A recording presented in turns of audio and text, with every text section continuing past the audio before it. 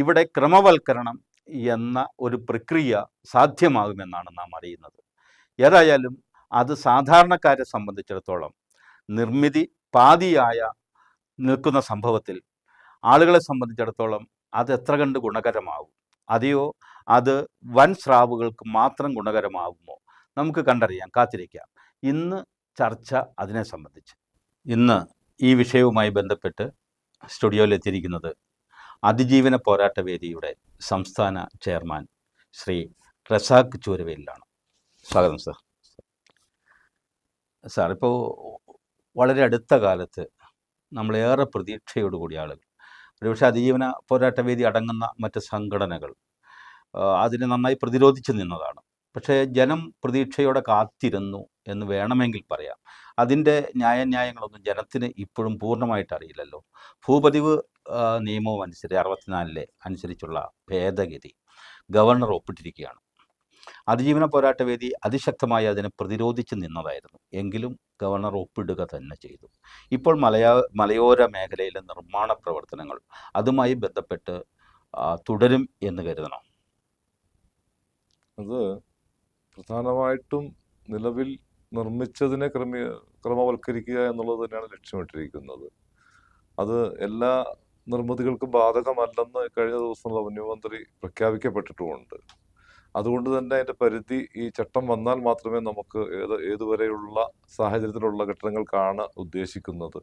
എന്തായാലും ഈ റിസോർട്ടുകൾ പോലുള്ള കാര്യങ്ങളൊന്നും ഇല്ല എന്ന് പറയുമ്പോൾ പ്രധാനമായിട്ടും മലയോരത്തെ ലക്ഷ്യമാക്കുന്നു എന്ന് തന്നെയാണ് അവിടെയും മനസ്സിലാക്കുന്നത്. റിസോർട്ട് എന്നുള്ള ഘട്ടത്തിന്റെ അതിൽ കവിഞ്ഞ അളവിൽ ടൗൺഷിപ്പുകളിൽ വ്യാപകമായ ഘട്ടങ്ങൾ പണിതിട്ടുണ്ട്. അതിനെ ലക്ഷ്യം വെക്കാതെ റിസോർട്ടുകൾ അടക്കമുള്ളത് പരിഗണനയിൽ വരുന്നില്ല എന്ന റവന്യൂ മന്ത്രിയുടെ പ്രസ്താവന വീണ്ടും നമുക്ക് ആശങ്ക ഉണ്ടാക്കുന്ന കാര്യങ്ങളാണ് തരുന്നത്. അങ്ങനെയെങ്കിൽ ഈ തുടർ നിർമ്മാണത്തിന് ആവശ്യമായ നിർമ്മാണം മുടങ്ങിക്കിടക്കുന്ന മുഴുവൻ കെട്ടിടങ്ങളും തുടരുന്നില്ല, പണി തുടരുന്നില്ല. നേരെ മറിച്ച് അത് എങ്ങനെയുള്ള കെട്ടിടങ്ങളായിരിക്കും ഇപ്പോൾ അങ്ങയുടെ അറിവിൽ അത് ഈ ഗവൺമെൻറ് ഈ നിയമം ബാധകമാക്കുക? നിലവിൽ ഒരു നിയമം കൊണ്ടുവരുമ്പോൾ അത് പൊതുവായി എല്ലാത്തിനും ബാധകമാകേണ്ടതാണ്. എന്നാൽ ചില പ്രദേശങ്ങളെ ഒഴിവാക്കി നിർത്താൻ സർക്കാരിൻ്റെ കയ്യിൽ ചില സാഹചര്യങ്ങൾ ഇപ്പോൾ ഉണ്ടാക്കി വച്ചിട്ടുണ്ട്. പ്രധാനമായിട്ടും 13 പഞ്ചായത്തുകളിൽ ഈ ദുരന്ത നിവാരണ നിയമം നടപ്പാക്കിയിട്ടുണ്ട്. അതുപോലെ 9 പഞ്ചായത്തുകളിൽ മൂന്നാർ അതോറിറ്റി പ്രഖ്യാപിച്ച് പ്രാബല്യത്തിൽ വന്നിട്ടുണ്ട്. ഇത്തരം മേഖലകളെല്ലാം ഒഴിപ്പിച്ച് നിർത്തിക്കൊണ്ട് തന്നെയായിരിക്കും ഇത് നടപ്പാക്കുക എന്നാണ് ഞങ്ങൾ കരുതുന്നത്. കാരണം മൂന്നാർ അതോറിറ്റിയുടെ നിയമത്തിൽ തന്നെ പറയുന്നുണ്ട് അത് അതോറിറ്റി തീരുമാനിക്കണമെന്ന് ആ പ്രദേശത്തുള്ളത്. അപ്പോൾ ഈ 13 പഞ്ചായത്തുകളിലെ നിർമ്മാണ നിരോധനം നിലനിൽക്കുന്നുണ്ട്, ഒപ്പം തന്നെ ദുരന്ത നിവാരണ നിയമവും നിലനിൽക്കുന്നുണ്ട്. ഇപ്പോൾ അടുത്ത കാലത്ത് അത് കുമളിയും വാഗമണ്ണും ചേർക്കണമെന്ന ഹൈക്കോടതി ഉത്തരവ് വന്നിട്ടുണ്ട് അല്ലേ? അതെ, ഉത്തരവ് കോടതി ഈ 2 ഘട്ടങ്ങളിലും പരിശോധിക്കാൻ മാത്രമേ പറഞ്ഞിട്ടുള്ളൂ. ഗവൺമെന്റിനോട് പരിശോധിക്കാനാണ്. ഗവൺമെന്റ് ആണ് അത് നിരോധനമാക്കി. കോടതിയുടെ ശ്രദ്ധയിൽ ഇങ്ങനെ ഇതിനെ ഉൾപ്പെടുത്തണം എന്ന് പറഞ്ഞാൽ ഈ കോടതിയിൽ ശ്രദ്ധയിൽപ്പെടുത്തിയത് ആരായിരിക്കും? അത് ശരിക്കും ഇപ്പൊ അമിക്കസ് ക്യൂറി ആയിട്ട് 2 പേരെ നിയമിച്ചിട്ടുണ്ട്. ഇപ്പോഴേ ഇടത് ഗവൺമെന്റിന്റെ മുൻ AG ആയിരുന്ന അഡീഷണൽ AG ആയിരുന്ന രഞ്ജിത്ത് അംബാനും ഹരീഷ് വാസുദേവും ഇവരാണ് ഇത് ഇവരുടെ മുന്നിലേക്ക് കൊണ്ടുവരുന്നത്. ഇവർ ചുമ്മാ കൊണ്ടുവരല്ല, ഇതിന്റെ പിന്നിലൊരു വ്യക്തമായൊരു ഗൂഢാലോചനയും സ്റ്റേറ്റ് സെക്രട്ടേറിയറ്റുമായി ബന്ധപ്പെട്ട ഒരു നടപടിയുടെ ഉള്ളിലുണ്ടെന്നാണ് ഞങ്ങൾക്ക് മനസ്സിലാക്കാൻ പറ്റിയിട്ടുള്ളത്. ഈ ഹരീഷ് വാസുദേവനൊക്കെ മിക്കവാറും ഇവിടെ വരികയും മൂന്നാർ വരികയും തങ്ങുകയൊക്കെ ചെയ്യുന്നുണ്ടല്ലോ. തീർച്ചയായിട്ടും അവരുടെ അവർ പരിസ്ഥിതി വാദികൾ എന്ന നിലയിലാണോ, അതോ കോടതി അമിക്കസ് ക്യൂറി ആയിട്ട് വരുന്നു? അതുകൂടാതെ അവർ ആരുടെയെങ്കിലും വക്താക്കളാകുന്നുണ്ടോ? ഇവിടെ ഈ കഴിഞ്ഞ മെയ് 27, 28, 29 തീയതികളിൽ ഹൈക്കോടതിയിൽ നിന്നുള്ള 27 ജഡ്ജിമാരും ഈ പറയപ്പെടുന്ന ഒട്ടേറെ ആളുകളും 40-ലധികം ആളുകൾ 3 ദിവസത്തോടെ താമസിച്ചിട്ടുണ്ട്. അത് ഒരു ജഡ്ജിയുടെ വിരമിക്കലുമായി ബന്ധപ്പെട്ട് നടന്നൊരു ചടങ്ങെന്നാണ് ഞങ്ങൾ മനസ്സിലാക്കിയത്. പക്ഷെ അവിടെ നിന്ന് പോയതിനു ശേഷം നമുക്ക് ഈ പറയുന്ന സ്പെഷ്യൽ ബെഞ്ച് ഉണ്ടാവുന്നു. 8 ദിവസം ഇവിടുന്ന് പോയി 8 ദിവസം സ്പെഷ്യൽ ബെഞ്ച് ഉണ്ടാവുന്നു. അതിൽ ഈ പറയുന്ന രഞ്ജിത്ത് അംബാനും ഈ പറയുന്ന ഹരീഷ് വാസുദേവ് എല്ലാം അമിക്കസ് ക്യൂറിയായി മാറുന്നു. ഒരു വിരോധാഭാസം എന്താന്ന് വെച്ചാൽ ഈ കേസിലെ 1 Earth 1 Life എന്ന് പറയുന്ന നിരന്തരം മലയോരത്തെ പീഡിപ്പിക്കുന്ന കക്ഷികളുടെ നിയമ ഉപദേഷ്ടാവും അഡ്വക്കേറ്റുമാണ് ഹരീഷ് വാസുദേവ്. അദ്ദേഹത്തെ തന്നെ അമിക്കസ് ക്യൂറിയായി വെക്കുന്നു എന്നതാണ് വിദഗ്ധ ഉപദേശം, ജഡ്ജിക്ക് വേണ്ട വിദഗ്ധ ഉപദേശത്തിന് നിയമിച്ച ആളുടെ ആ വിശ്വാസ്യതയാണ് പ്രശ്നം എന്നുള്ളതാണ് ഒരു കാര്യം. ആ മറ്റൊന്ന്, കാര്യത്തിൽ അങ്ങ് വളരെ പരസ്യമായൊരു നിലപാടെടുത്തല്ലോ. അങ്ങ് വളരെ നിശ്ചിതമായി കോടതി വിമർശിക്കുന്നതും നമ്മൾ കണ്ടു മീഡിയയിൽ. അപ്പോൾ ആ കാര്യത്തിൽ കോടതി എടുക്കുന്ന നിലപാട് കയ്യപ്പാസിൻ്റെ കോടതി പോലെയാണ് എന്ന് അങ്ങ് സൂചിപ്പിക്കുകയുണ്ടായി. അപ്പോൾ ഞാൻ സൂചിപ്പിച്ചത് ഒരു പക്ഷേ പീലാത്തോസോ കയ്യപ്പാസ് ആരും ആവട്ടെ, ക്രിസ്തു ഏകപക്ഷീയമായി വിചാരണ ചെയ്യപ്പെട്ടു എന്ന് അങ്ങ് സൂചിപ്പിക്കുന്നുണ്ട്. അപ്പോൾ അതുപോലെ ഏകപക്ഷീയമായ ഒരു മലയോര ജനതയ്ക്ക് വിഘാതമായി വരുന്ന, അല്ലെങ്കിൽ ഇരുട്ടടിയായി ആഘാതമായി വരുന്ന ഒരു കാര്യമാണ് ഇപ്പോൾ നടക്കുന്നതെന്ന് തന്നെയാണ് പറയുന്നത്, അല്ലേ? അതെ, തീർച്ചയായിട്ടും. കാരണം ഇത് ഭരണകൂടങ്ങൾ കാലാകാലങ്ങൾ ചെയ്തിട്ടുള്ള കാര്യങ്ങളാണ്. അപ്പോൾ ഹിറ്റ്ലർ ആണെങ്കിലും ഇത്തരം വിചാരണകളും വിസ്താരവും എല്ലാം കഴിഞ്ഞ് തന്നെ ശിക്ഷിച്ചേക്കുന്നത്. രാജഭരണകൂട കാലത്തും ഇത്തരം വിസ്താരങ്ങൾ നടന്നിട്ടുണ്ട്. അപ്പോൾ ഈ വിസ്താരങ്ങൾ അതാത് കാലത്തെ നിയമങ്ങളാണെന്ന് വ്യാഖ്യാനിച്ചുകൊണ്ട് തന്നെ നടത്തിയിരിക്കുന്നത്. അതിൻ്റെ ഒരു ആവർത്തനത്തിലേക്ക് നമ്മൾ വന്നുവോ? ഇത്തരം ഒരു സ്പെഷ്യൽ ബെഞ്ച് വെക്കുക, അതിലൂടെ 46ഓളം വിധികൾ ഏകപക്ഷീയമായിട്ടിടുക, എതിർ കക്ഷികൾ ഉന്നയിക്കുന്ന വിഷയങ്ങൾ കേൾക്കാതിരിക്കുക, അത് നമ്മുടെ നീതിന്യായ വ്യവസ്ഥയുടെ വിശ്വാസ്യതയെ തകർക്കുന്നു മാത്രമല്ല, ഒരു സാമൂഹിക ജീവിതത്തിന് നേരെ നടക്കുന്ന ഒരു ഇതുവരെ കാണാത്ത ഒരു അക്രമത്തിന്റെ ഭാഗമായിട്ട് നമുക്ക് കാണാൻ പറ്റും. 50-60 വർഷങ്ങൾ, അല്ലെങ്കിൽ 60-70 വർഷങ്ങൾക്ക് മുമ്പാണ് ഗ്രോ മോർ ഫുഡ് എന്ന പദ്ധതിയുടെ ഭാഗമായി ഇടുക്കിയിലേക്കുള്ള കുടിയേറ്റം എന്ന് പറയുന്നത്. അങ്ങ് ഉൾപ്പെടെ പലവട്ടം സൂചിപ്പിച്ചിട്ടുണ്ട്. അന്ന് ഇവിടെ കിടന്ന് കഷ്ടപ്പെട്ട് മണ്ണിനോടും മലമ്പാമ്പിനോടും മലമ്പനിയോടൊക്കെ കഷ്ടപ്പെട്ട് അന്ന് ഉൽപ്പാദിപ്പിച്ച ധാന്യങ്ങളാണ് ഇന്ന് നാട്ടിൽ ജീവിച്ചിരിക്കുന്ന പലരുടെ അപ്പനപ്പൂപ്പന്മാരെ നിലനിർത്തിയത് എന്ന് പറയുന്നുണ്ട്. ഒരുപക്ഷെ ഇവിടെ 70 വർഷങ്ങൾക്ക് മുമ്പ് കുടിയേറിയെങ്കിൽ, എറണാകുളം പോലുള്ള പട്ടണങ്ങളിൽ 150 വർഷം മുമ്പ് കുടിയേറിയതായിരിക്കുമെന്നും അങ്ങ് സൂചിപ്പിക്കുന്നുണ്ട്, ഇല്ലേ? സത്യത്തിൽ എല്ലാവരും കുടിയേറ്റക്കാരാണ്. പിന്നെ എന്താണ് ഇവിടെ ഇങ്ങനെ ഒരു കാട്ടുനീതി? ഒന്ന്, ചരിത്രബോധമില്ലായ്മ വല്ലാതെ ഇവരെ ബാധിച്ചിട്ടുണ്ട്. ഇവര് ടൗൺഷിപ്പുകളൊക്കെ ഏതാണ്ട് ആയിരക്കണക്കിന് വർഷങ്ങൾക്ക് പഴക്കമുള്ളതാണെന്ന് വിചാരിക്കുന്നു. കേരളത്തെ സംബന്ധിച്ച് 1800 ശേഷം 1820 ശേഷം മാത്രമാണ് ഭൂമി, സ്വകാര്യ ഭൂമികൾ ഭരണകൂടങ്ങൾ അനുവദിക്കുന്നത്, രാജഭരണകൂടങ്ങൾ അനുവദിക്കുന്നത്. അത് ഈ 1960 വരെ ഉപാധികളോട് കൂടി തന്നെ കൊടുത്തിരിക്കുന്നത്. കൃഷിക്കാണ് കൊടുത്തിരിക്കുന്നത്. എറണാകുളത്ത് 100 വർഷത്തെ പാരമ്പര്യമുള്ളൂ അവിടുത്തെ ഭൂരേഖകൾക്കെല്ലാം. അതിൽ കൂടുതൽ പാരമ്പര്യമുണ്ട് ഇടുക്കിയുടെയൊക്കെ, നമുക്ക് തിരുവിതാംകൂറിന്റെ ഭാഗമായിട്ട് വരുന്നത്. പക്ഷേ പൂഞ്ഞാർ രാജാവിൻ്റെയൊക്കെ കാലം. അതെ അതെ. അപ്പോൾ ഈ 1960 ജനാധിപത്യ ഗവൺമെന്റ്, കേരള സർക്കാരാണ് അത്തരം ഭൂമികളിൽ നിന്നുള്ള എല്ലാ ഉപാധികളും റദ്ദ് ചെയ്ത് കൊടുക്കുന്നത്. അപ്പോൾ അവർക്ക് കൊടുത്ത ആനുകൂല്യം ആ കാലത്ത് തന്നെ കൈവശം വെച്ചവരാണ് ഇടുക്കിയിലെ ഭൂ ഉടമസ്ഥർ. ഇവർ നൽകിയ ഭൂമി അല്ല ഇത്, കേരള സർക്കാർ നൽകിയതല്ല. അതിനൊക്കെ മുന്നേ, സ്വാതന്ത്ര്യത്തിന് മുന്നേ കൈവശം വെച്ച് കൃഷി ചെയ്തു പോന്ന ആ ഭൂമികളുടെ തുടർച്ചയാണ് നമുക്കുണ്ടായത്. പിന്നെ കൊടുത്തു എന്ന് പറയുന്നത് ഗ്രോ മോർ ഫുഡ്, അതുപോലെ തന്നെ ഈ മേഖല നമ്മുടെ കേരളത്തോട് ചേർത്ത് നിർത്താൻ വേണ്ടി നടത്തിയ പരിശ്രമങ്ങളുടെ ഭാഗമായിട്ട് നടത്തിയ കുടിയേറ്റം എല്ലാം വിധേയമാണ്.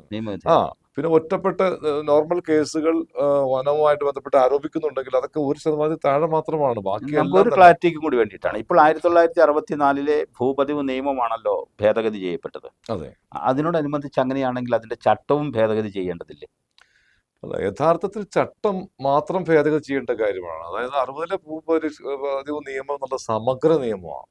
അതിനൊരു കുറവുണ്ടായിരുന്നത് മുൻകാല പ്രാബല്യം കൊടുക്കാനുള്ള പോയിന്റ് അതിനകത്ത് ഉണ്ടായിരുന്നില്ല. അല്ല, അതൊരു ഭേദഗതി 2012 അത് ഭേദഗതി ചെയ്തു. ഒരു ഭേദഗതിയും 1960 ഭൂപതിവ് നിയമം എന്ന് പറഞ്ഞാൽ സൂപ്പർ നിയമമായിട്ട് നമുക്ക് കണക്കാക്കാവുന്ന നിയമമാണ്. അപ്പൊ ക്രമവൽക്കരണം എന്നതിനപ്പുറത്ത് ഇതിനകത്ത് മറ്റ് യാതൊരു ഭേദഗതി ഇല്ലെന്നാണ് പറയുന്നത്? ഒരു ഭേദഗതിയില്ല. ക്രമവൽക്കരണം എന്തിനു കൊണ്ടുവന്നു എന്നുള്ളതാണ്. അതായത് നമ്മളോട് പോസിറ്റീവ് വശമില്ലേ? അതായത് പല കാരണങ്ങളാൽ മുടങ്ങിക്കിടക്കുന്ന ചില നിർമ്മാണങ്ങളെ പൂർത്തീകരിക്കാൻ ഇതുമൂലം കഴിയില്ലേ? അല്ല, മുടങ്ങിക്കിടന്നത് എന്തുകൊണ്ടെന്നുള്ള പരിശോധിക്കേണ്ടത്. ഒരു ചട്ടം പട്ടയം നൽകുന്നത് എന്തിന് എന്നുള്ള ചോദ്യത്തിനൊരു ഉത്തരം മാത്രമാണ് 4-ാം ചട്ടം, ഈ കൃഷിയും വീടും എന്ന് പറയുന്നത്. അത് മാത്രമേ പാടുള്ളൂ എന്ന് ചട്ടത്തിലോ നിയമത്തിലോ എങ്ങും പറയുന്നില്ല. അത് അങ്ങനെയാണ് ഗവൺമെന്റ് ഉദ്ദേശിച്ചത്. പറഞ്ഞല്ലോ, ഇപ്പൊ അത് സമഗ്രമായ നിയമമായിരുന്നു. അതിനകത്തല്ലേ ഈ പറയുന്നത് വീടിനും കൃഷിക്കും മാത്രം? അത് ചട്ടത്തിലാണ്. കേരള നിയമസഭ ഈ നിയമം കൊണ്ടുവരുന്ന അതിന്റെ ആമുഖത്തിൽ പറയുന്നത്, ഇത് ഭൂ ഉടമസ്ഥർക്ക് ആശങ്കയോ ഭയമോ കൂടാതെ അവൻ്റേതെന്ന് വിചാരിച്ച് പൂർണ്ണ സ്വാതന്ത്ര്യത്തോടെ ഉപയോഗിക്കാനാണ് ഈ നിയമസഭ കൊണ്ടുവരുന്നതെന്നാ പറഞ്ഞേക്കണത്. അതുമല്ല അതിന് സാർ, അതുമല്ല സാർ, ആ, ഒരു വീടും കൃഷിയും മാത്രമായിട്ട് ഒരു അതെ, ഒരു ആവാസ വ്യവസ്ഥ, ഒരു ഒരു സമൂഹത്തിന് അത് സാമൂഹിക മതി വ്യവസ്ഥ എന്ന്. ആ, വളരാൻ കഴിയൂ? അല്ല, അങ്ങനെ ആരാണ് നിശ്ചയിക്കുക? ഒരു സമൂഹത്തിന് ഇത് മാത്രം മതി, വേറെ ടൗൺഷിപ്പ് വേണ്ട, ഒരു സ്കൂള് വേണ്ട, പള്ളി വേണ്ട? എന്തൊരു വിരോധാഭാസം ഇവർ ഈ ഭയങ്കര പറയുന്നത്? വിരോധാഭാസം. അങ്ങനെ ഒരു സമൂഹം, ഇത് മൃഗങ്ങളുടെ ആവാസ വ്യവസ്ഥയല്ലല്ലോ, മനുഷ്യരുടെ ആവാസ അതെ, വ്യവസ്ഥയല്ലേ. അപ്പൊ ഇതൊക്കെ ഒരു വിഭാഗത്തിന് നഗര കേന്ദ്രീകൃതമായി മാത്രം മതിയെന്നും അതെ, ഗ്രാമകേന്ദ്രീകൃതമായി അവരതൊന്നും അറിയിക്കുന്നില്ല എന്നും അവരൊക്കെ ഏതോ കാട്ടുവാസികളാണെന്നും ഉള്ളൊരു തോന്നലൊക്കെ ഈ നഗര കേന്ദ്രീകൃത വാസികൾക്കുണ്ടെന്ന് എനിക്ക് തോന്നുന്നു. തീർച്ചയായിട്ടും, ഇല്ലേ? തീർച്ചയായിട്ടും. അതുകൊണ്ടായിരിക്കും അവർ ഇവിടെ ഈ പ്രത്യേക AC മുറിയിലോ അല്ലെങ്കിൽ പ്രത്യേക AC അന്തരീക്ഷത്തിലൊക്കെ വന്നിരുന്ന് നമ്മുടെ മേൽ ചില നിയമങ്ങൾ അടിച്ചേൽപ്പിച്ചിട്ട് തിരിച്ചു അതെ, പോകുന്നത്. അപ്പോൾ ഞാൻ സൂചിപ്പിക്കുന്നത്, അങ്ങനെയാണ് എങ്കിൽ ഈ ഇടുക്കി ജില്ല ആകപ്പാടെ വനവൽക്കരണത്തിൽ പല പ്രശ്നങ്ങളാണ്. ഇപ്പം നിങ്ങളുടെ സംഘടന കൂടാതെ, അതിജീവന സംഘടന പോരാട്ട വേദി കൂടാതെ തന്നെ ഏതാണ്ട് 60ഓളം സംഘടനകൾ ശക്തമായി രംഗത്തുണ്ടല്ലോ. തീർച്ചയായിട്ടും. അവരുടെ ഒരു ഏകോപനം നടന്നിട്ടുണ്ടോ? ഞങ്ങളിപ്പോൾ ഈ അടുത്ത കാലത്ത് കേരളത്തിലാകെ എന്താണ് സംഭവിക്കുന്നത് എന്നുള്ള പരിശോധന ഒരു 4 ഉച്ചകോടിയിലൂടെ നടത്തപ്പെടുകയുണ്ടായി.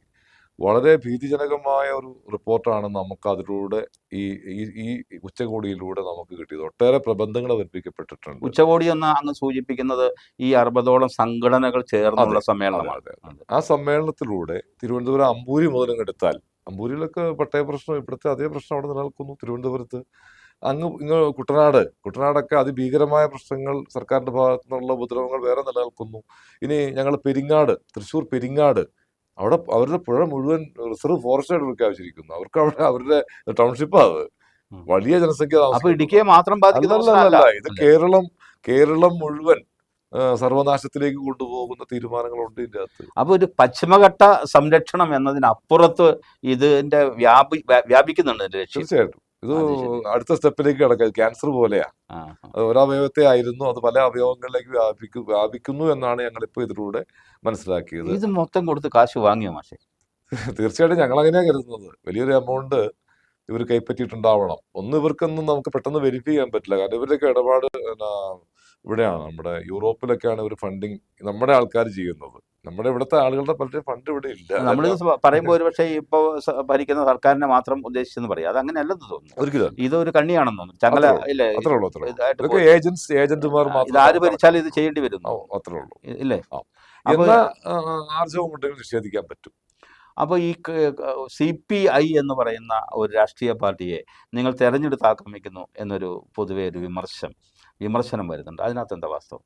യഥാർത്ഥത്തിൽ ഞങ്ങൾ പരിശോധിച്ചത്, ഇത് ഏത് സമയത്ത് ആരാണ് ഏറ്റവും കൂടുതൽ ഈ നാടിനെ ഉപദ്രവിക്കുന്ന ഉത്തരവുകൾ ഇറക്കിയത് എന്ന് പരിശോധിച്ചപ്പോൾ CPI ആണ് കേരളത്തിൽ ഏറ്റവും കൂടുതൽ ജനദ്രോഹ ഉത്തരവുകൾ, കാർഷിക മേഖലയെ, ഭൂ ഉടമകളെ മൊത്തം ദ്രോഹിക്കുന്ന വിവിധ ഉത്തരവുകൾ ഇറക്കിയേക്കുന്നത്. വനമായാലും റവന്യൂ ആയാലും കൃഷിയായാലും. അപ്പൊ അത് പരിശോധിച്ചപ്പോൾ ഏതാണ്ട് 44 ഉത്തരവുകൾ ഇവരുടെ മാത്രം സംഭാവനയാണ്. ഈ 46 ഉത്തരവ്, പ്രധാന ഉത്തരവുകൾ എന്ന് പറയുന്നതിൽ 44 ഇവരുടെ തന്നെയാണ് അവർ ഉത്തരവ്. തന്നെയാണ്. ഇത് ഇപ്പോൾ ഈ ഒരു മന്ത്രി, പ്രസാദ് എന്ന് പറയുന്ന മന്ത്രി, ചെന്നൈ ട്രിബ്യൂണലിൽ ബഫർ സോണിന്റെ വിഷയവുമായി ബന്ധപ്പെട്ട് പോയി എന്ന് കേൾക്കുന്നുണ്ടല്ലോ. ഏതാണ്ട് 10 കിലോമീറ്റർ ബഫർ സോൺ വേണമെന്ന് ആവശ്യപ്പെട്ടുകൊണ്ട് അദ്ദേഹം പോകുന്നു. അതെ, അത് തന്നെ അത് എന്തൊരു വൈരുദ്ധ്യമാണ് അത്. നമ്മൾ കേരളത്തിന്റെ ജീവിക്കണ്ടേ ഇവിടെ? ആള് കൃഷിമന്ത്രിയാന്ന് ഓർക്കണം. ആ. കൃഷിക്കാരന്റെ പക്ഷത്ത് നിന്ന് അവരുടെ ഉന്നതിക്ക് വേണ്ടി വളരെ ഭംഗിയായ കാര്യങ്ങൾ ചെയ്യേണ്ടുന്ന ഒരാൾ ഇതിനു മുന്നേ ഈ കൃഷിഭൂമികൾ വനമാക്കണമെന്ന് പറഞ്ഞ് ഗ്രീൻ ട്രൈബ്യൂണലിൽ പോകുക 300 പേജുള്ള ഹർജി അദ്ദേഹം കൊടുത്തത്. അപ്പൊ എത്ര പഠനവിധേയമായി കൊടുത്തു. അപ്പൊ അങ്ങനെയാണെങ്കിൽ ഇടുക്കി മൊത്തം വനഭൂമി ആവണ്ടേ? തീർച്ചയായിട്ടും ഇടുക്കി മാത്രമല്ല, ഇത് മറ്റുള്ളവർക്കും ബാധക. ഇവിടെ ഇട്ടാൽ അവിടെയും ബാധക. 10 കിലോമീറ്റർ എന്ന് പറയുമ്പോൾ കേരളത്തിന്റെ ആകെ വീതി 64 ആവറേജ് ഉണ്ട്. 14 കിലോമീറ്റർ വീതിയുള്ള ഭാഗങ്ങളുണ്ട് കേരളത്തിന്. 600 കിലോമീറ്റർ ആവറേജ് നീളവും അതെ, 64 കിലോമീറ്റർ വീതിയുള്ളൂ. ഈ രണ്ട് എയർ ഡിസ്റ്റൻസിൽ മൊത്തം ഏതാണ്ട് 600 കിലോമീറ്റർ നീളത്തിൽ കിടക്കുന്ന അതിൽ നമ്മുടെ പശ്ചിമഘട്ടം ഉൾപ്പെടുന്ന ഇടുക്കി ഭാഗത്ത് വരുമ്പോഴാണ് ഇതിന്റെ വീതി അല്പം കൂടി വരുന്നുള്ളൂ. അപ്പൊ അത്തരം ഒരു നാട്ടിൽ 350 ലക്ഷം ജനം ജീവിക്കുന്ന നാട്ടിൽ എത്ര സിമ്പിളായിട്ടാണ് ഒരു പാർട്ടി ഇങ്ങനെ ഒരു ഹർജിയുമായിട്ട് പോയത്? അതിന്റെ പ്രത്യാഘാതത്തെ കുറിച്ച് അറിയില്ല. രാഷ്ട്രീയക്കാരുടെ ഒരു പ്രശ്നം, നമ്മുടെ മിനിസ്റ്റർമാരടക്കമുള്ളവരുടെ പ്രശ്നം, ഇത്തരം കാര്യങ്ങളുടെ ആഘാത പ്രത്യാഘാതങ്ങളോ ഒരു സമൂഹത്തിനുണ്ടാവുന്ന പ്രശ്നങ്ങളോ ഒന്നും തിരിച്ചറിയാനുള്ള വിശാല മാനസികാവസ്ഥ ഈ ഭരണകൂടത്തോടൊപ്പം പലപ്പോഴും ജുഡീഷ്യറി നിൽക്കേണ്ടി വരുന്ന ഒരവസ്ഥ ഞങ്ങൾ മനസ്സിലാക്കിയത്. ഒരു ഭീതി കഴിഞ്ഞ 2 പതിറ്റാണ്ട് കൊണ്ട് കേരളത്തിൽ സൃഷ്ടിക്കപ്പെട്ടിട്ടുണ്ട്. സാഹിത്യ മേഖലയിലാണെങ്കിലും ഈ ജഡ്ജിമാർക്ക് പ്രത്യേകിച്ച് 5 ദിവസം ക്ലാസ് കൊടുക്കുന്നത് പരിസ്ഥിതിയുമായി ബന്ധപ്പെട്ട്. അത് നിയമ ക്ലാസ് അല്ല, നിയമമാണെങ്കിൽ ചട്ടമാണെങ്കിൽ ഇവർക്ക് കൊടുക്കാൻ പറ്റില്ലല്ലോ. അവരതല്ലേ പഠിച്ചേക്കണം. പിന്നെ അവർക്ക് ക്ലാസിന്റെ ആവശ്യമില്ല. പിന്നെന്താണ് ക്ലാസ്? പരിസ്ഥിതിയുമായി ബന്ധപ്പെട്ട് നമ്മൾ വലിയ വെള്ളപ്പൊക്കത്തിലേക്ക് പോകുന്നു, അല്ലെങ്കിൽ വലിയ നാശത്തിലേക്ക് പോകാൻ പോകുന്നു. അതുകൊണ്ട് തന്നെ ചില പ്രദേശങ്ങളെ നമ്മൾ അഡ്രസ് ചെയ്യേണ്ടതുണ്ട്. അത് കണ്ടേ വിധികൾ പറയാവുള്ളൂ, അവരങ്ങനെ പരിഗണിക്കാവുള്ളൂ. അത് ലോകത്തിന് വേണ്ടിയാണ്, ലോകത്തിന് വേണം. ഇവിടെ ഒരു തെറ്റിദ്ധാരണ ഉള്ളത് ആഗോള താപനം സൃഷ്ടിച്ചത് നമ്മളാണെന്ന് മലയാളി വിചാരിക്കുന്നു. ഒരു ബന്ധവും കേരളത്തിനില്ല, ഒരു ബന്ധവും ഇന്ത്യക്കില്ല. ആഗോളതാപനം സൃഷ്ടിച്ചതിന്റെ പിന്നിൽ മുതലാളിത്ത രാജ്യങ്ങളും അവരുടെ 200 വർഷത്തെ വ്യാവസായിക മാലിന്യങ്ങളും മാത്രമാണ് കാരണം. അപ്പോൾ അങ്ങ് പറയുന്നത് പോലെ, അങ്ങ് സൂചിപ്പിക്കുന്നത് പോലെ പലപ്പോഴും ഇവിടെ 4 അല്ലെങ്കിൽ ചെറിയ തോടിന്റെ വക്കിടിക്കുന്നതോ അല്ലെങ്കിൽ വീടിന് വേണ്ടി തറ വലിക്കുന്നതോ ഒരു മണ്ണുമാന്തി യന്ത്രം അങ്ങോട്ടോ ഇങ്ങോട്ടോ ചലിക്കുന്നതോ ഒന്നും അല്ല പരിസ്ഥിതി പ്രശ്നം. ഒരിക്കലും പക്ഷെ മലയാളി അത് പറഞ്ഞ് പഠിപ്പിച്ചിട്ടുണ്ട്. പഠിപ്പിച്ച് വലിയൊരു ഉന്നത തലത്തിലുള്ളവരെ യേസുകാരെ വരെ ഇക്കാര്യത്തിൽ ബോധവൽക്കരിച്ചിട്ടുണ്ട്. അതാണ് അത്ഭുതം. ഇവിടെ ഏതെയോ പശ്ചിമഘട്ടത്തിന്റെ ഏതെങ്കിലും ഒരു ഭാഗം മാന്തുന്നതാണ് പ്രശ്നം, അല്ലെങ്കിൽ ഇവിടെ എവിടെയെങ്കിലും കോറി പ്രവർത്തിക്കുന്നതാണ് ലോക പരിസ്ഥിതിക്ക് നാശം ഉണ്ടാകുന്നതിന്റെ കാരണം എന്ന് പഠിപ്പിക്കുന്നു. തീർച്ചയായിട്ടും. ഇതെന്നറിയോ, ഇന്ത്യ ഒട്ടുക്ക് നമ്മളെ മരം മാത്രമാക്കി മാറ്റിയാൽ പോലും ഈ ആഗോള താപനം കുറയില്ല. ആഗോള താപനത്തിന് പരിഹാരം എന്നുള്ളത് ഒന്ന്, ഈ 750 കോടി ജനങ്ങളിൽ വലിയൊരു വിഭാഗം, ഭൂരിപക്ഷമല്ല ന്യൂനപക്ഷമാണെങ്കിൽ, അമേരിക്കയിൽ ഒരാള് നമ്മൾ ഉപയോഗിക്കുന്ന ഊർജത്തിന്റെ 50 മുതൽ 100 ഇരട്ടി വരെ ഉപയോഗിക്കുന്നുണ്ട്. അങ്ങനെ ആ ഊർജമാണ് ലോകത്തെ ഏറ്റവും താപ പ്രശ്നങ്ങൾ സൃഷ്ടിക്കുന്നതിന് പ്രധാനപ്പെട്ട ഒരു ഘടകം. അപ്പൊ അങ്ങ് പറഞ്ഞ അങ്ങയുടെ ഒരു പ്രസംഗത്തിൽ ഞാൻ കേട്ട ഒരു കാര്യം എന്നെ വല്ലാതെ ഇരുത്തി ചിന്തിപ്പിച്ചു. അമേരിക്കക്കാരും ജീവിക്കുന്നത് പോലെ ഇന്ത്യക്കാരും ജീവിക്കണമെങ്കിൽ 5 ഭൂമി വേണം. തീർച്ചയായിട്ടും എന്നങ്ങ് തീർച്ചയായിട്ടും. ഒപ്പം നമ്മൾ എപ്പോ എത്തുന്നു, ഈ ഭൂമി പോരാ, 5 ഭൂമി ഉണ്ടെങ്കിൽ നമുക്ക് അഡ്ജസ്റ്റ് ചെയ്യാൻ ആ വിഭവങ്ങൾ വേണ്ടി വരുന്നു. അപ്പൊ ഇന്ത്യക്കാരൻ അങ്ങനെ ജീവിക്കുകയേ വേണ്ട, അവന് സ്വപ്നം കാണാൻ പോലും ഒരിക്കലും അർഹതയില്ലെന്ന് മാത്രമല്ല, നമ്മളെ പുറകോട്ട് 100 വർഷം പുറകോട്ട് കൊണ്ടുപോകാനുള്ള ആസൂത്രിത ശ്രമം നടക്കുന്നു. 2 ലക്ഷത്തോളം വിമാനങ്ങൾ ഒരു ദിവസം സർവീസ് നടത്തുന്നു. 6000 ലിറ്റർ ഡീസൽ ചെലവഴി, ഒരു മണിക്കൂർ വേണ്ട 100 കണക്കിന് കപ്പലുകൾ സർവീസ് കടലിൽ സർവീസ് നടത്തുന്നു. ഇതൊന്നും ബാധിക്കാത്ത നമ്മളെ സംബന്ധിച്ചിടത്തോളം ഇവിടെ ജീവിക്കുന്ന കർഷകൻ എന്ന് പറഞ്ഞാൽ എപ്പോഴും ഒരു പരിസ്ഥിതി മിത്രമാണ്, ഇല്ലേ? അവനാണ് ഇപ്പോൾ താങ്കളൊക്കെ അങ്ങൊക്കെ പറയുന്ന ഒരു പുതിയ ഭാഷ, അത് ഞാൻ ശ്രദ്ധിച്ചു, ഈ പരിസ്ഥിതി അഭയാർത്ഥികൾ എന്ന് പറയും. അതെന്നെ ഇരുത്തി ചിന്തിപ്പിച്ചു. അത് സത്യത്തിൽ വളരെ ശ്രദ്ധിക്കേണ്ട ഒരു കാര്യമാണ്. കാരണം ഓരോ കാലഘട്ടത്തിലും ഓരോ ജീവിതം ഉണ്ടായി വരുന്നതും ആ ജീവിതത്തിൽ നിന്ന് ചിലപ്പോൾ ഇറങ്ങിപ്പോകേണ്ടി വരുന്നതും ഒക്കെ ബന്ധപ്പെട്ട പദങ്ങൾ ഉണ്ടാവാറുണ്ട്. ഇത് തീർച്ചയായിട്ടും നമ്മുടെ സംസ്കാരവുമായി ബന്ധപ്പെട്ടൊരു കാലത്ത് ഇങ്ങോട്ട് കുടിയേറിയതാണ്. അവർ ഇപ്പോൾ ഇറങ്ങിപ്പോവുകയാണ്, ആരും അറിയാതെ ഇറങ്ങിപ്പോകുന്നുണ്ട്. ഒത്തിരി പേർ ഇറങ്ങിപ്പോകുന്നുണ്ട്. അവരെ നമ്മൾ പരിസ്ഥിതി അഭയാർത്ഥികൾ എന്ന് വിളിക്കുന്നു, അല്ലേ? തീർച്ചയായിട്ടും. നമ്മൾ വലിയൊരു ഗുരുതരമായ പ്രതിസന്ധി സൃഷ്ടിച്ചു വെച്ചുകൊണ്ടിരിക്കുന്നു. അതൊരു ശാസ്ത്രീയതയ്ക്ക് വിധേയമായിട്ടാണെങ്കിൽ നമുക്ക് അംഗീകരിക്കാം. നമ്മളിപ്പോൾ ലോകം നശിക്കുന്നു, നമ്മൾ സഹകരിക്കാം. പക്ഷെ നമ്മൾ മാത്രം സഹകരിച്ചാൽ മതി. അത് ഈ പശ്ചിമഘട്ടം എന്ന് പറയുന്നത് തന്നെ 6 സ്റ്റേറ്റിൽ കിടക്കുന്ന 1,64,000 സ്ക്വയർ കിലോമീറ്റർ മേഖലയാണ്. ഇത് നോർമൽ ആയിട്ടുള്ള ഒരു ചെറിയ മേഖലയെ കൊണ്ടുവന്നിട്ട് അതാണ് ആ മേഖലയാണ് കുഴപ്പമെന്ന് പറഞ്ഞു വെക്കുന്നതിന്റെ യുക്തിയാണ്. അത് നമുക്ക് പ്രത്യക്ഷമായി നമുക്ക് കാണാൻ കഴിയുന്ന, പ്രത്യേകിച്ച് ഇടുക്കിക്കാർ തമിഴ്നാടുമായിട്ട് വളരെയേറെ ബന്ധപ്പെട്ട് കഴിയുന്ന ആളുകളാണല്ലോ. തമിഴ്നാട്ടിലേക്കുള്ള യാത്രയൊക്കെ പലപ്പോഴും ഇവിടെയുള്ള ആളുകൾ പകുതിയെങ്കിലും ചെയ്യുന്നവരാണ്. ഈ പശ്ചിമഘട്ടത്തിന്റെ അങ്ങേ ഭാഗത്ത് തുറക്കുന്നുണ്ടല്ലോ. തീർച്ചയായിട്ടും അവിടെ ഒന്നും ഈ പ്രശ്നമൊന്നുമില്ല. തന്നെയല്ല, ഇങ്ങോട്ടേക്കുള്ള മുഴുവൻ കല്ലും അവിടെ നിന്നല്ലേ കൊണ്ട്. വേറെ രസം, ഈ പാറ അപ്പുറത്ത് പൊട്ടിക്കുന്നു എന്ന് മാത്രമല്ല, അവിടെ നിന്ന് വരുന്ന വാഹനം 1 ലിറ്റർ ഡീസൽ നമുക്ക് 2,600 കാർബൺ ഡൈ ഓക്സൈഡ് സൃഷ്ടിക്കപ്പെടുന്നുണ്ട് വാഹനത്തിൽ. അത് മറ്റൊരു പരിസ്ഥിതി. അപ്പൊ അവിടെ നിന്ന് വരുന്ന ലോറിക്ക് ഒരു 4 കിലോമീറ്ററൊക്കെ മൈലേജ് കിട്ടുള്ളൂ. അപ്പൊ ഇവിടെ വരുമ്പോഴത്തേക്ക് ഒരു 200 ലിറ്റർ ഡീസൽ വേണം. ഒരു ലിറ്ററിന് 2.5 കിലോ വെച്ച് ആവറേജ് കൂട്ടുക. അപ്പൊ എത്രയാണ് സൃഷ്ടിക്കണം? അത്രയും കാർബൺ ഡൈ ഓക്സൈഡ് എക്സ്ട്രാ സൃഷ്ടിച്ചുകൊണ്ടാണ് നമ്മൾ ആ കല്ലിവിടെ കൊണ്ടുവരുന്നത്. എന്റെ വീട്ടുമുറ്റത്ത് കല്ലുണ്ട്, അതെടുത്താൽ മതി. അതെ, നമ്മുടെ പറമ്പിൽ കല്ലുണ്ട്, നമ്മുടെ വീട്ടുമുറ്റത്ത് കല്ലുണ്ട്. വീട് പണിയുന്നവൻ ആ കല്ലെങ്കിലും പൊട്ടിക്കിച്ചെടുക്കാനുള്ള ഒരു സാമാന്യ മര്യാദ, അനുവാദമൊക്കെ കൊടുത്തുകൂടെ? തീർച്ചയായിട്ടും. അത്രയും പരിസ്ഥിതി ഗുണങ്ങളല്ലേ ഉണ്ടാവുള്ളൂ. നമ്മളുടെ ഒരു പൊതുബോധം ഇത് ഈ തന്നെയല്ല, നമ്മുടെ ടാറിങ്, ഇപ്പോൾ ടാറിങ് ഒക്കെ പഴയ പോലെ അല്ലല്ലോ, ഒട്ടേറെ സാങ്കേതികമായി വികസിച്ചിട്ടുണ്ട്, വളരെ വേഗത്തിൽ തീരുന്നുണ്ട്. പക്ഷെ മെറ്റീരിയലിന്റെ അളവ് കൂടിയിട്ടുള്ളതല്ലാതെ കുറഞ്ഞിട്ടില്ലല്ലോ. അതെ, ഈ മെറ്റീരിയൽ എല്ലാം വരുന്ന അവിടെ നിന്നല്ലേ? തീർച്ചയായിട്ടും. അത്രയും കാർബൺ ഡൈ ഓക്സൈഡ് ഉത്പാദിപ്പിച്ചുകൊണ്ടാണ് ഈ പാറ ഇവിടെ വരുന്നത്. ബൾക്കായിട്ടുള്ള പാറ പൊട്ടിക്കൽ വേണമെങ്കിൽ നിരോധിക്കട്ടെ, പക്ഷെ സാധാരണക്കാരൻ വീട് വെക്കുന്നതിന് കല്ല് പൊട്ടിക്കാൻ പാടില്ല എന്ന് പറയാം, അവന്റെ പറമ്പിലെ കല്ല് പോലും ഇളക്കാൻ പാടില്ല എന്നൊക്കെ പറഞ്ഞ് എന്തൊരു കഠിനമായ നിയമമാണ്. തീർച്ചയായിട്ടും. എന്നാൽ ഈ നാട്ടിലുള്ള വലിയ ബൃഹത്തായ ഡാമുകളൊക്കെ പണിതും വെച്ചിട്ടുണ്ട്. അതെ, അത് കുഴപ്പമില്ല. ഇപ്പൊ 28ഓളം ഡാമുകൾ ചെറുതും വലുതുമായ ഇടുക്കി ജില്ലയിൽ മാത്രമേ ഉള്ളൂ. മാത്രമുണ്ട്. ആ, ഒരു കുഴപ്പമില്ല. ഒരു ഇത്രയും കുഴപ്പമില്ല. എത്രയോ സ്ഥലത്താ പനംകുട്ടി തുറന്നുകൊണ്ടിരിക്കുന്നു, മാങ്കുളം വലിയ ജല ബോംബ് ഉണ്ടാക്കിക്കൊണ്ടിരിക്കുന്നു.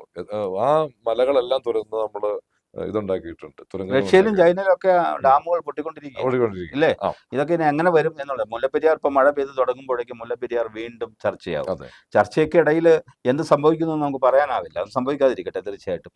ഞാൻ പറഞ്ഞു വരുന്നത് ഈ ഇങ്ങനെ ഒരു പാർട്ടി, ഒരുപക്ഷെ ഈ പാർട്ടി എന്ന് പറയുന്നത് തീർച്ചയായിട്ടും കേരള സമൂഹത്തിൽ നല്ല പേര് കൽപ്പിച്ച, നല്ല ട്രേഡ് മാർക്കുള്ള, അതെ, അല്ലെങ്കിൽ നല്ല ജനങ്ങൾക്കിടയിൽ ഹിതകരമായ കാര്യങ്ങൾ നടപ്പാക്കിയ ഒരു പാർട്ടിയാണ്.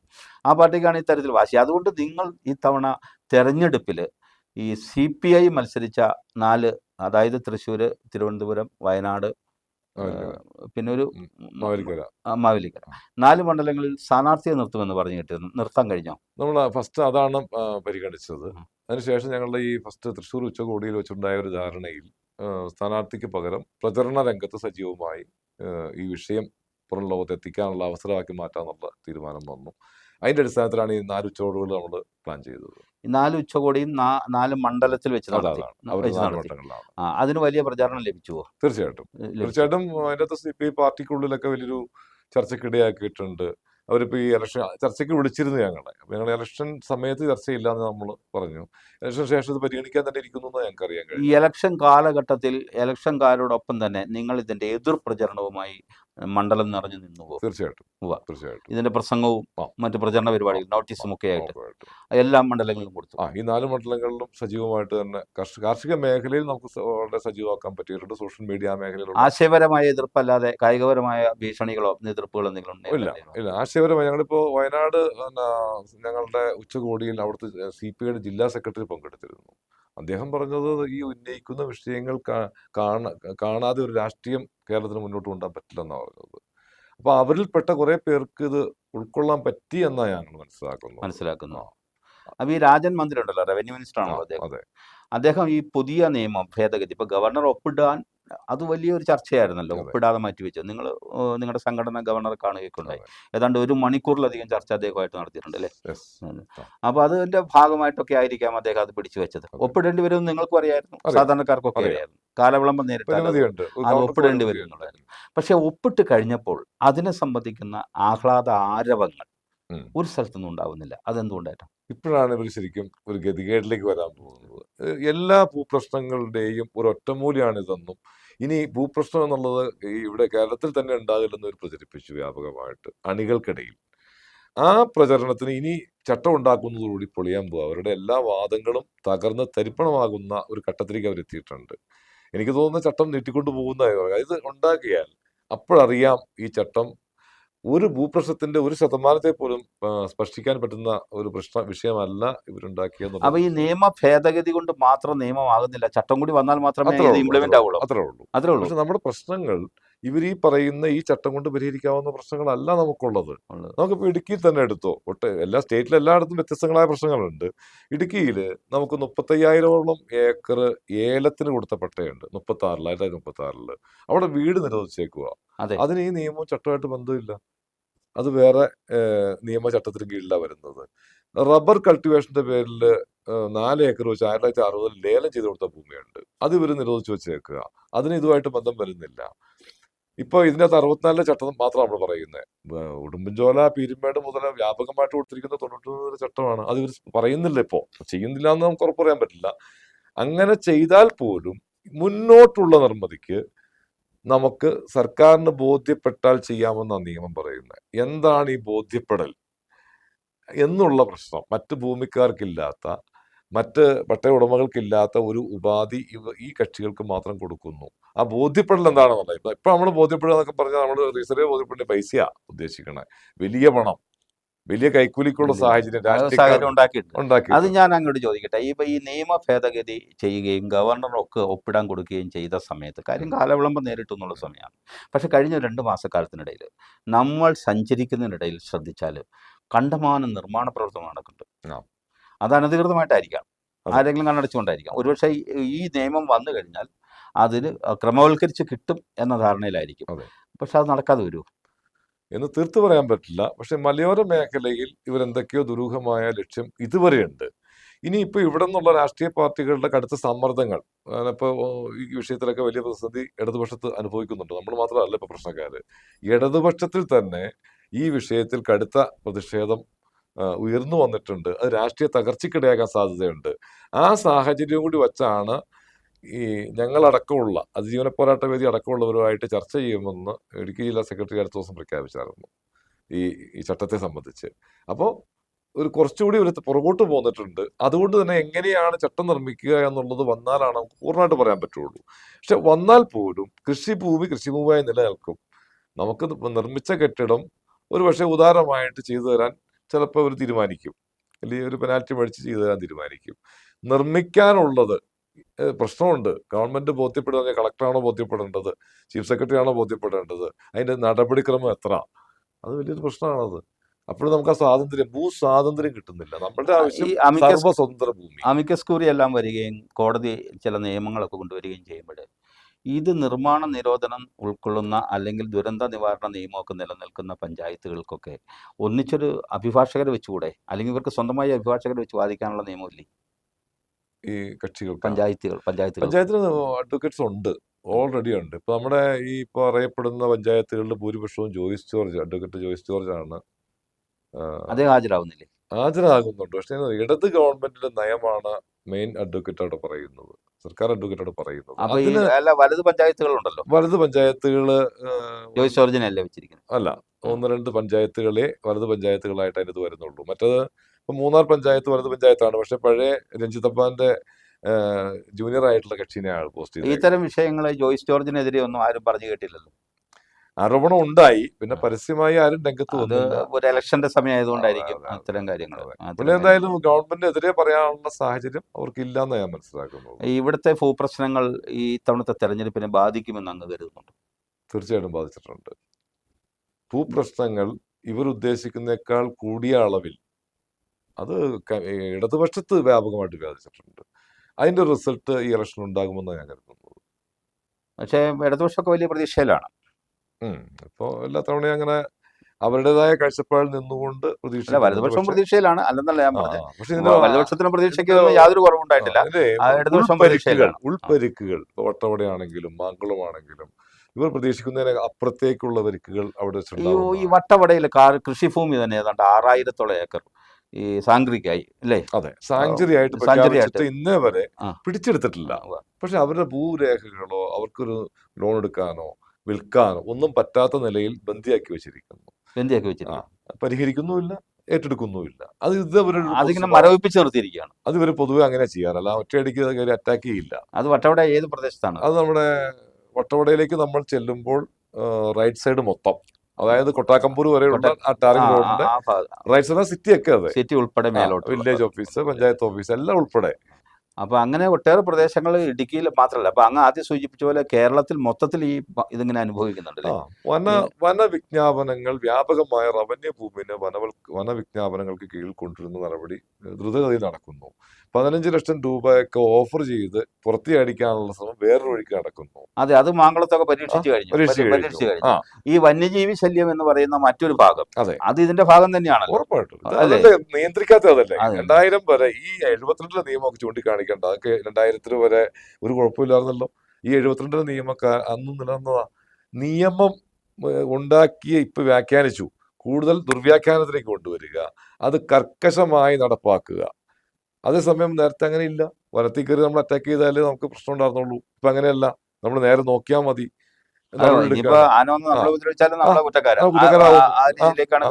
അപ്പൊ അവരുടെ ഉദ്ദേശം ഇതും നമ്മളെ കൂടുതൽ സമ്മർദ്ദങ്ങളിലേക്ക് കൊണ്ടുവരണം, ഒരു ജൈവായുധം അതാണ്. തീർച്ചയായിട്ടും. അപ്പൊ കൂടുതൽ വനവൽക്കരണം, വന്യജീവി ആക്രമണം, ഇതൊക്കെ ഇങ്ങനെ നേരിടുകയാണ് മനുഷ്യൻ. അവന്റെ ദൈനംദിന ജീവിതത്തിൽ ഒരു അസമാധാനം വന്നു കൂടുകയും ആദ്യം സൂചിപ്പിച്ചതുപോലെ ഒരു ഭീതി വന്ന് അവനെ ചൂഴ്ന്നു നിൽക്കുകയും ചെയ്യുകയാണ്. അപ്പോൾ വല്ല വിധത്തിൽ ഒന്ന് പച്ച പിടിച്ച് കരകയറി വന്നതാണ് മനുഷ്യൻ. ആ സമയത്താണ് അവന് ഈ അഭയാർത്ഥിയായി വീണ്ടും ഇവിടെ നിന്ന് ഇറങ്ങേണ്ടി വരുന്ന ഒരു ഗതികേടെന്ന് പറയുന്നത്. അപ്പോൾ അങ്ങ് പറയുന്നത് ഈ നിയമം ഈ പൂർണ്ണമായി ചട്ടഭേദഗതിയിലൂടെ ഇംപ്ലിമെന്റ് ചെയ്യാൻ ഇനിയും സമയമെടുത്തേക്കും എന്ന് തന്നെയാണല്ലേ? ആ അത് നമുക്ക് നഷ്ടപ്പെട്ട അവകാശം ഈ നിയമത്തിലൂടെ തിരിച്ചു തരാൻ അവർക്ക് കഴിയില്ല.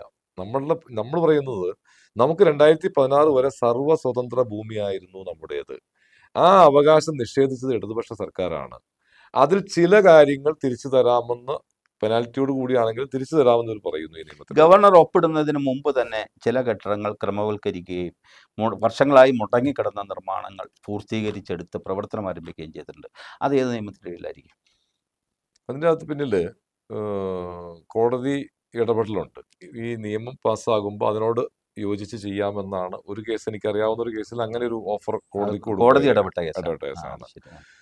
മറ്റൊന്ന് ഇവർ കൊടുത്ത സ്റ്റോപ്പമ്മോ പഞ്ചായത്ത് കൊടുത്ത സാങ്ഷൻ തെറ്റായിരുന്നു എന്ന് പറഞ്ഞാണ് സ്റ്റോപ്പമ്മോ കൊടുത്തത്. അതിനെ മറികടന്നു അവർ. മറ്റേ ഈ ഭൂചട്ടത്തിൽ അത് കടന്നിട്ടില്ല. കടന്നാൽ അത് വീണ്ടും പ്രശ്നമാണ്. അങ്ങും കർഷക സംഘടനകളും ഇപ്പോൾ നമ്മൾ അവസാന ഘട്ടത്തിലേക്ക് കിടക്കുകയാണ് സമയത്തിൻ്റെ പരിമിതി മൂലം. കർഷകർക്ക് അവരുടെ ഉൽപ്പന്നങ്ങൾക്ക് വിലയില്ല എന്ന് പറയുന്ന ഒരു ആക്ഷേപവും പലപ്പോഴും ഉയർന്നു കേൾക്കുന്നുണ്ട്. പക്ഷേ കൊക്കോയ്ക്ക് ഭയങ്കര വില, കാപ്പിക്ക് വില, ഇഞ്ചിക്ക് വില, ഇപ്പോൾ ഏലത്തിന് വില, അങ്ങനെ ജാതിക്ക് സാമാന്യ വില, ഇങ്ങനെയൊക്കെയുള്ള വിലയിലേക്ക് അവരുടെ ഉൽപ്പന്നം, റബ്ബറിന് മാത്രമാണ് അതിപ്പോൾ ഹൈ റേഞ്ചിലധികം ഇല്ലതാണ്. പക്ഷേ ഒരുവിധം ഇപ്പോൾ ഉൽപ്പന്നങ്ങൾക്ക് വിലയുള്ള ഒരു സമയമാണ്. ഉൽപ്പന്നങ്ങളുടെ കുറവ് പക്ഷേ ബാധിക്കുന്നുണ്ടാവും അല്ലേ? തീർച്ചയായിട്ടും. നമ്മളിപ്പോൾ കാർഷിക ഉൽപ്പന്നത്തിന് ഏതെങ്കിലും ഒന്നിന് വില കൂടിയിട്ടുണ്ടെങ്കിൽ അതിന് സർവനാശം വന്ന സമയത്ത് മാത്രമേ ഉണ്ടാവുകയുള്ളൂ. ഇപ്പോൾ കൊക്കോ ഇല്ലാർക്കും. ഇനി 900 വില്ലേജുകളിൽ വന്യമൃഗങ്ങൾ സമ്മതിക്കുന്നില്ല ഒരു കൃഷിക്കും. അവരെ ഒന്നൊരു കുരങ്ങ് അല്ലെങ്കിൽ ഏതെങ്കിലും വന്യമൃഗത്താൽ കൃഷി ചെയ്യാൻ പറ്റാത്ത ദുസ്സഹമായ സാഹചര്യം സ്റ്റേറ്റിൽ നിൽക്കുന്നുണ്ട്. അപ്പൊ ഇല്ലാത്ത ഉൽപ്പന്നത്തിന് വില ഉണ്ടാവുന്നത്. യഥേഷ്ടം ഉൽപ്പാദിപ്പിക്കുന്ന ഒന്നിനും ഒരിക്കലും വില കിട്ടാറില്ല. ഏലമെല്ലാം ഉണങ്ങിപ്പോയതുകൊണ്ടാണ് ഇപ്പോൾ അല്പം വില കൂടിയിരിക്കുന്നത്. അതെ, തീർച്ചയായിട്ടും. കഠിനമായ വേനൽ ഉണങ്ങിപ്പോയിട്ടുണ്ട്. അപ്പോൾ ഈ അടുത്ത കാലത്ത് പ്രത്യേകിച്ച് ഇലക്ഷനോടനുബന്ധിച്ച് അതിജീവന പോരാട്ട വേദിക്ക്, അതുപോലെ തന്നെ ഇതുമായി ബന്ധപ്പെട്ട് ഫ്രീഡം മൂവ്മെൻറ്റോ എന്തായിരുന്നു, ലാൻഡ് ഫ്രീഡം മൂവ്മെൻറ്റ്, ഈ സംഘടനയ്ക്കൊക്കെ നിങ്ങൾക്ക് എല്ലാവർക്കും തന്നെ വലിയൊരു സ്വീകാര്യത ജനങ്ങൾക്കിടയിൽ വന്നു. അത് ഈ ഇലക്ഷനോടനുബന്ധിച്ചാണ് കൂടുതൽ വന്നത്. അതിനു മുമ്പ് ഫൈറ്റ് ചെയ്യുമായിരുന്നു നിങ്ങൾ. ശരിക്കും നിങ്ങളുടെ ആശയങ്ങൾ സമൂഹത്തിൽ എത്തിക്കാൻ വേണ്ടിയിട്ടുള്ള ഒരു വലിയ യുദ്ധം നടക്കുന്നുണ്ടായിരുന്നു. അതിൽ മുന്നണി പോരാളിയായി താങ്കളുണ്ടായിരുന്നു അല്ലേ? ഉണ്ടായിരുന്നു. പക്ഷെ അത് ഏതാണ്ട് ആ ലക്ഷ്യം പ്രാപ്തിയിലെത്തി എന്ന് വിചാരിക്കുന്നുണ്ടോ? നമുക്ക് കഴിഞ്ഞ 2 വർഷങ്ങൾക്ക് അപ്പുറമുള്ള സാഹചര്യമല്ല ഇന്ന് സ്റ്റേറ്റിൽ. ഇന്ന് സ്റ്റേറ്റിലുള്ള പ്രശ്നങ്ങൾ പരസ്പരം തിരിച്ചറിഞ്ഞു കഴിഞ്ഞു. വലിയൊരു മൂവ്മെന്റിലേക്ക് ഇത് എത്തിയിട്ടുണ്ട്. ഇവിടെ ബോധപൂർവം സർക്കാരും ചില ഇടനിലക്കാരും ഈ മലയോര മേഖലയിലുള്ള ജനതയുടെ അധികാരാവകാശങ്ങൾ കവർന്നുകൊണ്ടു പോകാനുള്ള ആസൂത്രിത ശ്രമങ്ങളുടെ ഭാഗമാണ് ഈ വ്യത്യസ്തങ്ങളായ കാര്യങ്ങളെന്ന് ബോധ്യപ്പെട്ടു കഴിഞ്ഞു. ഇതിന് പ്രതിരോധം ഉണ്ടാവും. വലിയ പ്രതിരോധത്തിനെ ഇവർ നേരിടേണ്ടി വരും. ആ പ്രതിരോധത്തിലേക്ക് ഇവരുടെ തന്നെ പാർട്ടികൾക്കുള്ളിലുള്ള ഇതിന് ബന്ധമില്ലാത്ത സഖാക്കളാണെങ്കിലും കോൺഗ്രസ്സുകാരാണെങ്കിലും ഇതിന് താല്പര്യമില്ലാത്തവരുടെ വലിയൊരു പിന്തുണ നമുക്ക് ആർജിക്കാൻ പറ്റുന്നുണ്ട്. അതൊരു പൊട്ടിത്തെറിയിലേക്ക് തൊട്ടടുത്ത് തന്നെ എനിക്ക് തോന്നുന്ന പഞ്ചായത്ത് ഇലക്ഷൻ മറികടന്ന് പോകണമെങ്കിൽ ഈ വിഷയങ്ങളെ ഒരു ശാശ്വതമായി പരിഹരിക്കേണ്ടി വരും. പ്രകൃതി തന്നെ പ്രതിഷേധിക്കുമോ പ്രതിരോധിക്കുമോ നമുക്ക് അറിഞ്ഞു. തീർച്ചയായിട്ടും. കാരണം അതൊക്കെ ഒരുപക്ഷെ ഈ വലിയ നിയമങ്ങളൊക്കെ ഉണ്ടാക്കി ഇവർ കണ്ണാടി കൂട്ടിനകത്ത് ഇരിക്കുകയാണ്. പക്ഷെ ഇടുക്കിയാണ് സ്ഥലം. അപ്പൊ ഞാൻ അതിനെക്കുറിച്ച് വേറൊന്നും പറയുന്നില്ല. ഞാൻ പറയാൻ വന്നത് തീർച്ചയായിട്ടും മനുഷ്യരെ അവരുടെ കണ്ണീര് കൂടുതൽ അവരെ കുടിപ്പിച്ചാൽ ആ കണ്ണീര് തന്നെ ഉറവുചാലുകളായി വലിയ ഡാമായി ഒരുപക്ഷെ അത് വലിയ സംഭവമായി ഒക്കെ മാറിയേക്കാം. തീർച്ചയായിട്ടും വളരെ സന്തോഷമുണ്ട് സാർ ഇതിൽ വന്നതിനും. ഈ പുതിയ പ്രശ്നങ്ങൾ പുതിയ നിയമത്തിൻ്റെ വെളിച്ചത്തിൽ ജനങ്ങൾക്ക് മനസ്സിലാകുന്ന രീതിയിൽ സംസാരിച്ചതിനും. ഭൂപതിവ് നിയമത്തിൽ ചർച്ച കഴിയുമ്പോൾ അതിജീവന പോരാട്ട വേദിയുടെ സംസ്ഥാന ചെയർമാൻ റസാഖ് ചൂരവലിൽ പൂർണ്ണമായും തൃപ്തനല്ല. അദ്ദേഹത്തിന് ഇനിയും ഒട്ടേറെ കാര്യങ്ങൾ പറയേണ്ടതുണ്ട്. ഇടുക്കിക്കാർ അനുഭവിക്കുന്ന ഭൂപ്രശ്നങ്ങൾ മാത്രമല്ല, ഇപ്പോൾ വന്യജീവി ആക്രമണം ഉൾപ്പെടെ വനനിയമവുമായി ബന്ധപ്പെട്ട പ്രശ്നങ്ങൾ, ഭൂനിയമവുമായി ബന്ധപ്പെട്ട പ്രശ്നങ്ങൾ, പരിസ്ഥിതിയുമായി ബന്ധപ്പെട്ട പ്രശ്നങ്ങൾ, ഒട്ടേറെ പ്രശ്നങ്ങളിലൂടെ ഇടുക്കിക്കാരൻ കടന്നു പോവുകയാണ്. പരിസ്ഥിതി അഭയാർത്ഥികൾ എന്ന പേരിൽ ഒരു വിഭാഗം പുതുതായി ഉണ്ടാകുന്നു എന്നുള്ളത് തീർച്ചയായിട്ടും നമ്മളെ ആകുലപ്പെടുത്തുന്നുണ്ട്. നന്ദി, നമസ്കാരം.